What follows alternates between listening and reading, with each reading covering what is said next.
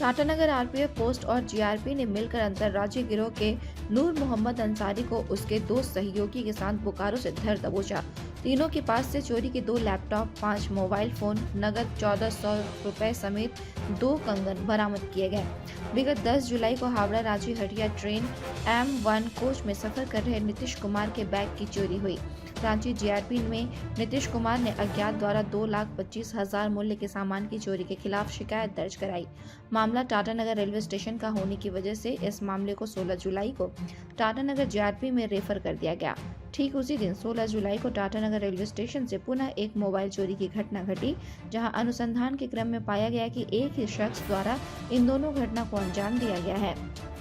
RPF और GRP ने संयुक्त रूप से सीसीटीवी टेक सेल की मदद से उस शख्स की पहचान नीतीश कुमार के साथ एसी कोच में सफर कर रहे बोकारो निवासी नूर मोहम्मद अंसारी के रूप में की, जहां उसके लोकेशन के आधार पर संयुक्त रूप से आरपीएफ और जीआरपी ने उसे बोकारो से धर दबोचा और उसके पास से 16 जुलाई को चोरी की गई मोबाइल बरामद कर ली। साथ ही 10 तारीख को हुए चोरी वाला बैग भी उसके पास से बरामद हुआ। कड़ी पूछताछ में नूर मोहम्मद अंसारी ने चोरी की बात स्वीकार कर ली और उसकी निशानदेही पर दुकानदार अश्वनी दास और नूर मोहम्मद अंसारी के रिश्तेदार इरफान अंसारी को धर दबोचा गया, जिसके पास से 10 जुलाई को चोरी हुए 2 लैपटॉप और 3 अन्य चोरी का मोबाइल, साथ ही 1400 नगद बरामद किया गया है।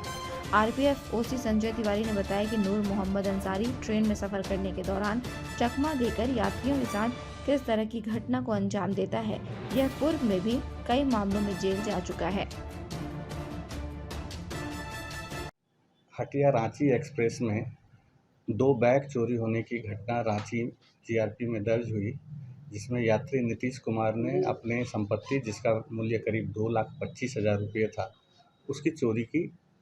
बात कही। वो घटना जब हमें पता चली अपने आरपीएफ के सूत्रों के द्वारा, तो उन्होंने उस ट्रेन का सीसीटीवी फुटेज वगैरह चेक किया और अपने स्तर से जितनी जानकारियाँ संबंधित चोरी के बारे में हो सकती थी, हम इंतज़ाम कर रहे थे। इसी बीच में 16 तारीख को टाटानगर स्टेशन के पेड वेटिंग हॉल में, जहां प्राइवेट पैसे देकर लोग आराम करते हैं, वहां से एक मोबाइल चोरी की घटना मिली। और जब दोनों सीसीटीवी फुटेज हमारे पास पहले से 10 तारीख की चोरी की सीसीटीवी फुटेज थी और 16 तारीख की जब सीसीटीवी फुटेज देखा गया, तो एक ही व्यक्ति उसमें दिखाई दिया। और चूँकि हम लोग पहले से उस केस में काम कर रही थी, जीआरपी और आरपीएफ की टीम, और उससे संबंधित जितनी जानकारी थी उस सस्पेक्ट की हमने की हुई थी, तो जिस दिन चोरी की रिपोर्ट 16 तारीख को ही रांची से भी वो केस ट्रांसफ़र होकर जीआरपी में रजिस्टर्ड हुआ और 16 तारीख को ही ये जो वेटिंग हॉल में चोरी हुई उसकी भी एफआईआर दर्ज हुई। और 16 तारीख को ही हमारी पार्टी आरपीएफ और जीआरपी की दोनों टीम उस टेक सेल की मदद से, जीआरपी की जो टेक सेल है उसमें उसका मोबाइल का लोकेशन के आधार पर यहाँ से पुरुलिया के लिए पहले निकले और फिर वहाँ से उसका लोकेशन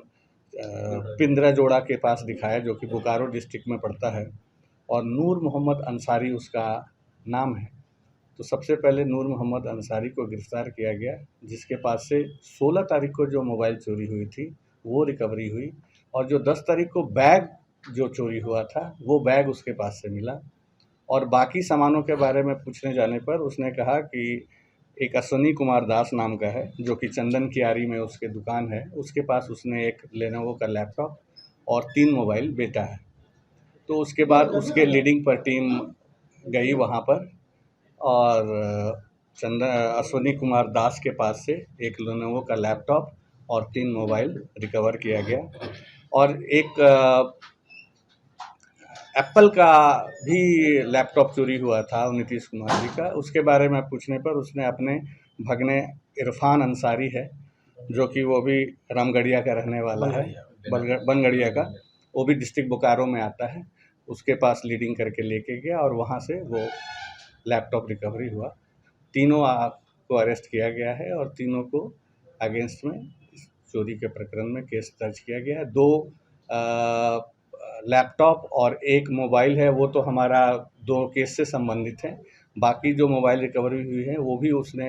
अलग अलग जगहों से चोरी की है और वो इंटर स्टेट चोर आप कह सकते हैं, क्योंकि उसने हावड़ा में भी चोरी की है और हो सकता है कि वो धनबाद, रांची, आसनसोल, चारों तरफ घूम घूम के चोरी करता है। और सामानों को जहाँ मिलता है वहाँ पर बेचता है।